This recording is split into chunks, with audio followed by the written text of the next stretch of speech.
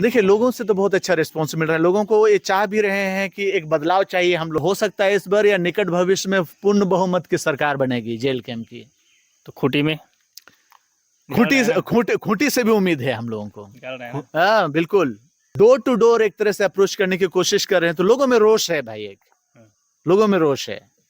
जोहार, नमस्कार। आप देख रहे हैं द झार न्यूज और मैं हूं गुंजन कुमार। अभी विधानसभा चुनाव को लेकर सरगर्मी तेज है। सभी पार्टियां जो है जोर आजमाइश कर रहे हैं, जोर लगा रहे हैं। फिलहाल जो भी हो, पार्टियों की अलग अलग पार्टियों के अलग अलग तरीके की बात है।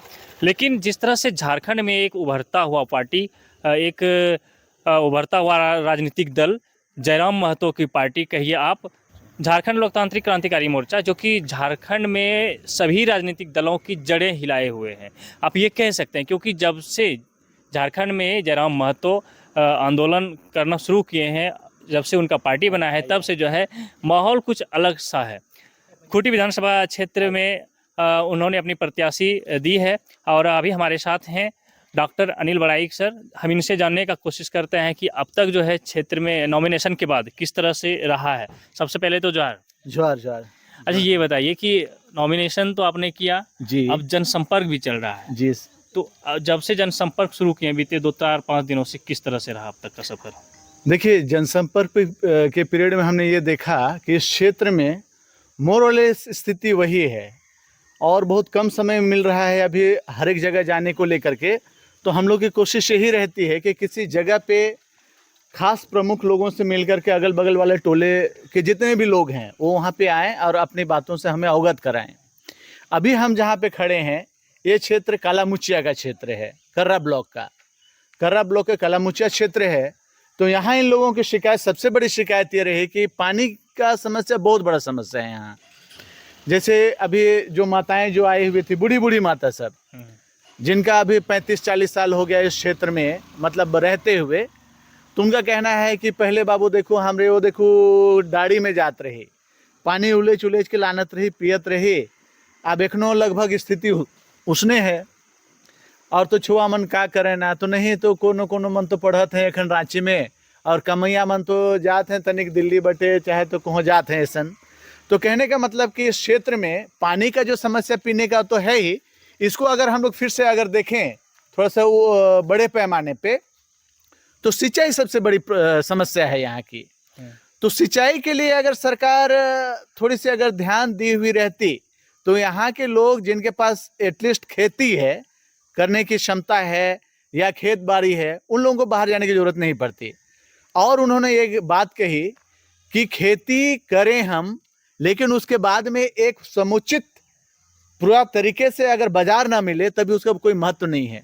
उन्होंने एक एग्जाम्पल दिया कि सामने में भी एक बाजार लगा हुआ कालामुचिया में ही, अगर हम 10 किलो टमाटर ले जाकर बेचने चले जाएं वहां, तो मात्र 5 किलो बिकेगा, 5 किलो बिकेगा नहीं, तो बर्बाद हो गया। या तो लोग ऐसे फेंक करके आते हैं या जैसे भी हो। तो ये सब कुछ समस्या है जो हम लोग को समझ में आ रही है यहाँ पे पानी को लेकर के। क्योंकि हम लोग अभी क्षेत्र विशेष में हैं, खूंटी विधानसभा क्षेत्र में है, तो आपको क्या लग रहा है खूंटी विधानसभा क्षेत्र में क्या बदलाव होना चाहिए? देखिए, इस क्षेत्र में तो जो हम देखेंगे तो यहाँ लगभग सभी जगह हमको लगता है चेंजिंग आनी चाहिए। अगर आप अंगरावाड़ी से रोडो वाले रूट में अगर हम लोग चलते हैं तो देखेंगे, आज से हमको लगता है 5 साल पहले जिस रोड में हम जा रहे थे, जिसमें बोल्डर्स पड़े हुए थे, मतलब रोड कंस्ट्रक्शन के लिए जो बोल्डर्स जो लगाए गए थे, वो एज इट इज बना हुआ, एज इट इज, ज्यों का त्यों। मतलब रोड बनाने वाली जो बात है वो भी ऑलमोस्ट उस जगह पे जाएंगे तो आपको लगेगा कि जस्ट वो कोरा कागज पे ही ये बात होती है। आमदनी अगर बढ़ गई उनकी तो पलायन ऐसे ऑटोमेटिकली रुक गई उनकी। और जो पढ़ाई लिखाई में या शिक्षा में या स्वास्थ्य में किसी तरह की जो आर्थिक कमी की वजह से जो सुविधा ले सकते हैं, उसमें जो रुकावट आती है उनकी भी पूर्ति होती चली जाएगी। यानी कि अगर आर्थिक स्थिति सही हो जाए लोगों की, तो शिक्षा से संबंधित मैक्सिमम समस्या प्रॉब्लम्स ओवर, हेल्थ से संबंधित जो प्रॉब्लम है वो ओवर, शिक्षा बेहतर मीन्स बेहतर रोजगार किसी भी तरीके का वो अपना कर सकते हैं, सोचने का तौर तरीका बदल सकता है।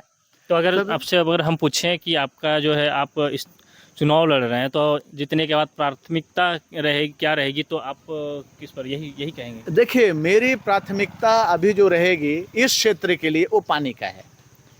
इस क्षेत्र में पानी का जो समस्या है उसको दूर करना। और बाकी जो बातें हैं जैसे रोजगार से संबंधित जो आउटसोर्सिंग पे जो काम वगैरह सब हो रहा है, उन सब चीज़ों को बहुत प्रमोट न करते हुए लोकल उस डिस्ट्रिक्ट विशेष के जितने भी बेरोजगार जो युवक हैं या युवतियां हैं, उन लोगों को मौका मिलना चाहिए सर्विस करने का वहाँ। तो ये प्राथमिकता मेरी रहेगी। पार्टी की ओर से तो घोषणा पत्र जारी पत्र में भी उस चीज का जिक्र क्या जो है आप मानते हैं कि ये होना चाहिए? ये होना चाहिए। बहुत सारे जो कॉन्ट्रेक्चुअल स्टाफ्स हैं, पूरा झारखंड भरा पड़ा हुआ है कॉन्ट्रेक्चुअल स्टाफ से। तो क्या लग रहा है कि इस बार खूंटी में माहौल बदल देंगे ना? देखिए, बदलाव की उम्मीद तो है।